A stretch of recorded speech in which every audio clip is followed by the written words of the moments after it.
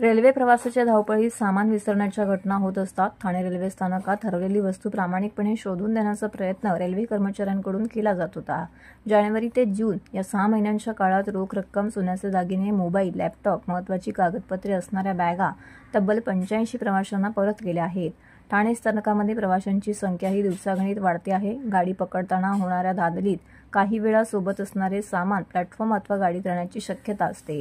सामान परत मिळेल याची कोणतीच शाश्वती नसते। मात्र ठाणे रेल्वे स्थानकातील रेल्वे कर्मचाऱ्यांची सतर्कता आणि प्रामाणिकपणा प्रवाशांच्या अनुभवास मिळतोय।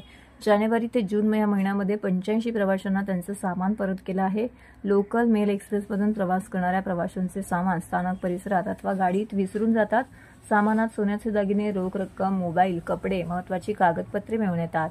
काही वेळा रेल्वे कर्मचारी किंवा रेल्वे नियंत्रक कक्षाकडून मिळणाऱ्या माहितीनुसार सामान सापडून येत असल्याची रेल्वे सूत्रांनी माहिती दिली आहे। सीएसटी ते कल्याण असा प्रवास करणाऱ्या एका महिलेची बॅग लोकलमध्ये राहिली। दरम्यान रेल्वे कर्मचाऱ्यांनी या महिलेला धीर दिला आणि हेल्पलाईनवरती संपर्क करून ही बॅग ठाणे स्थानकामध्ये परत मिळवून दिली।